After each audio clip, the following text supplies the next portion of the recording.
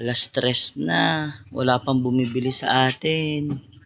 Alas stress na. O tinan niya guys. Iniba namin yung palamig no. So hindi na siya sagot gulaman. Ginawa namin red iced tea.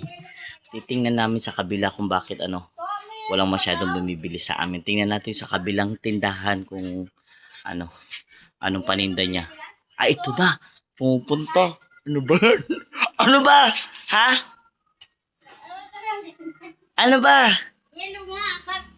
Nagtitinda po kayo, wala kayong yelo? Okay. Oo, sa amin pa rin siya bibili ng yelo. Oh. Sa amin pa rin, no? Tingnan mo, dito pa sa amin bumibili to. Oh, plastikin mo, ante. Ante! Saan ang plastic? Ito. Oh.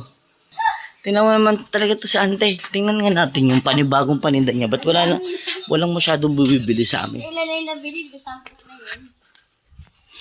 Tsaka yung mga tindera ko. Nasaan na?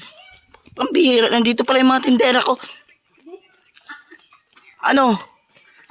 Anong gagawin natin doon sa paninda natin? Kada malamig siya, puro na mainit eh. Oh.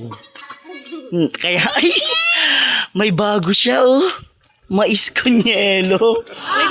May mais kunyelo. Di ba magmamais kunyelo sana tayo?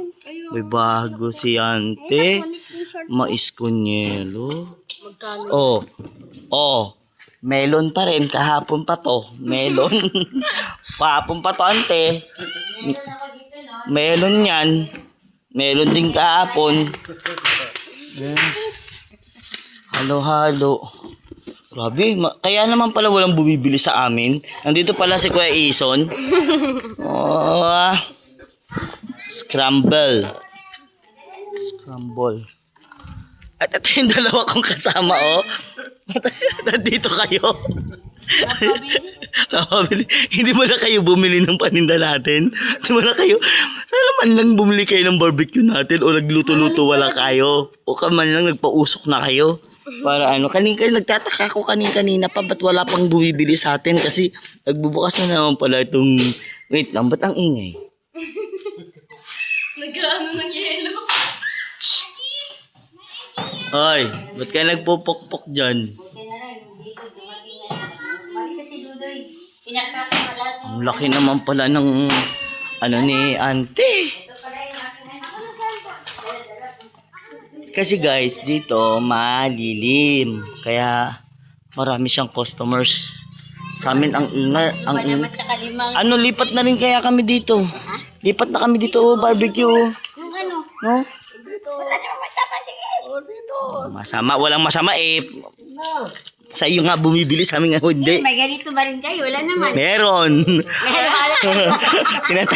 tinatago lang namin pagkalaubos ka na lang. Nagtitinda kami alas 8 ng gabi. Di ba? Halo-halo namin alas 8 ng gabi. Uy, baka naman wala na yung paninda natin dun. Mga kalaban sa akin.